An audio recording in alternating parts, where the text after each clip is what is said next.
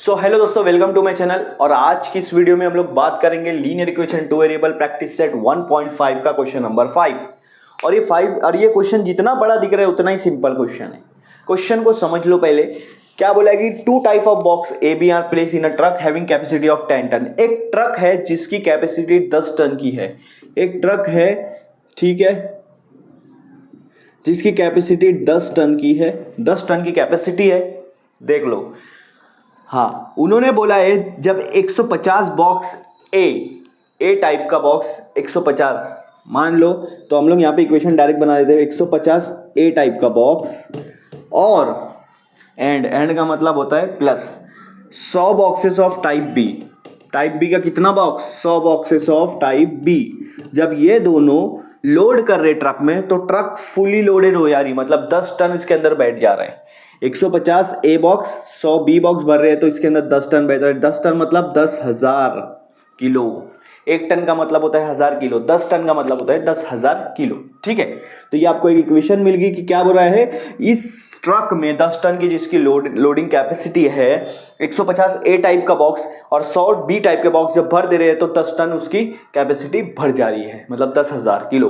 अब क्या बोल रहे हैं आगे, लेकिन 260 boxes of type A are loaded in a truck. जब 260 बॉक्स टाइप ए के, 260 बॉक्स, नीचे थोड़ा बना लेता हूं मैं, 260 बॉक्स टाइप ए के जब ट्रक में भर दिए तो अभी भी 40 बॉक्स टाइप बी का भरने के लिए जगह खाली है।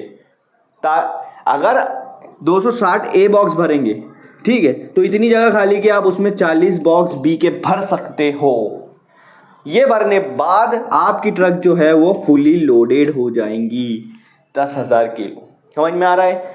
260 ए बॉक्स भर रहे हैं तो अभी भी इतनी जगह खाली है कि 40 बॉक्स बी के भर सकते हैं। जब 40 बॉक्स बी के भर देंगे तो उसके अंदर 10,000 किलो, मतलब पूरी भर गई तो मतलब क्या है, पूरा कितना हो रहा है, 10,000 टन उसमें, 10,000 किलो उसमें भर जा रहा है, 10 टन। ठीक है, तो ये दो चीज़ हो गई है। दोनों में हमने फुल लोडेड कर दिया तो इक्वेशन मिल गया। लेकिन इक्वेशन आप देखोगे बहुत बड़ा बड़ा नंबर है, 150, 100,000, तीनों सेम टेबल 50 के अंदर आते। अगर मैं इसमें से 50 निकाल दूंगा 150 में से तो बच जाएगा 3a, क्योंकि 50 मल्टीप्लाई 3 कितना होगा, 150 होगा। 50 मल्टीप्लाई बाय 3 150 होगा। और ये a 50 दोनों में से कॉमन निकाला ना, तो 50 के टेबल में 100 कितने पे आएगा, 2 पे। तो अंदर बच रहा है 3a plus 2b। 3a plus 2b is equal to 10,000। अब ये 50 उधर जाके डिवाइड करोगे, 3a plus 2b is equal to 10,000 divide by 50, 0 0 cancel, 5 1 जा 5 2 जा 10, 2 0 बचा। तो आपका इक्वेशन बन रहा है यहां पर 3a plus 2b is equal to 200। ये आपका बन जा रहा है, इसको नाम देते हैं फर्स्ट इक्वेशन।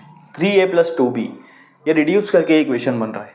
ठीक है, अब इसको रिड्यूस करते हैं। 260 और 40 दोनों सेम टेबल में 20 के टेबल में आएंगे तो 20 कॉमन निकाल दो। ठीक है, 20 के टेबल में 260 कितने पे आएगा, 13 पे आएगा, क्योंकि 13 2 सा कितना होता है 26 और ये 0, तो 13a।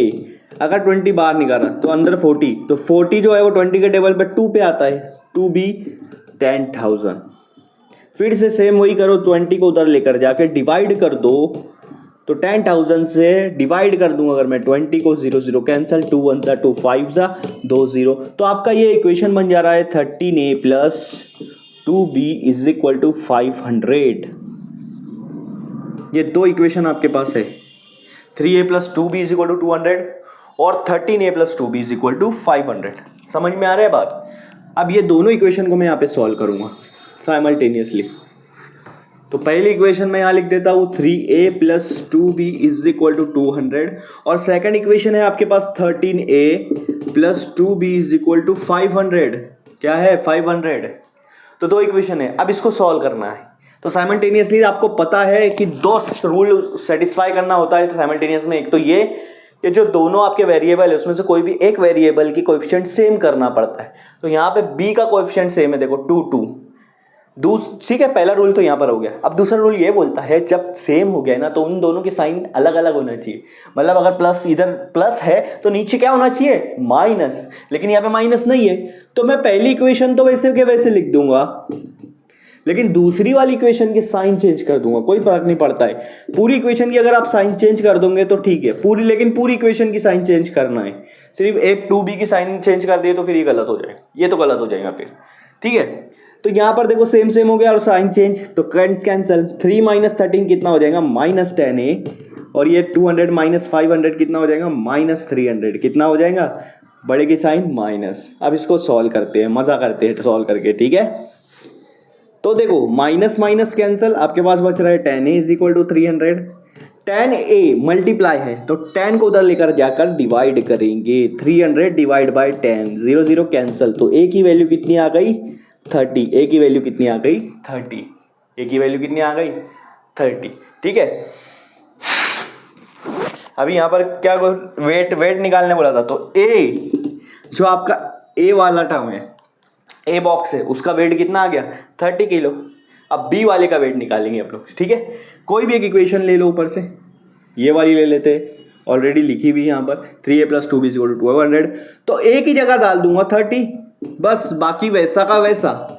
सबसे पहले जो मैंने पुट किया इन दोनों को मल्टीप्लाई कर दूंगा, ये हो जाएगा 90 + 2b, क्योंकि 33 से 90 होता है ना, ठीक है।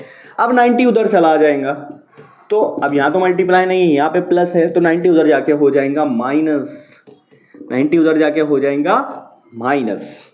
तो 2b = 200 - 90, 110। अब b और 2 में मल्टीप्लाई है, तो 2 को उधर लेकर जाकर डिवाइड कर दूंगा 110 के नीचे, तो मेरा आंसर हो जाएगा b = 110/2, 55। कितना आएगा, 55।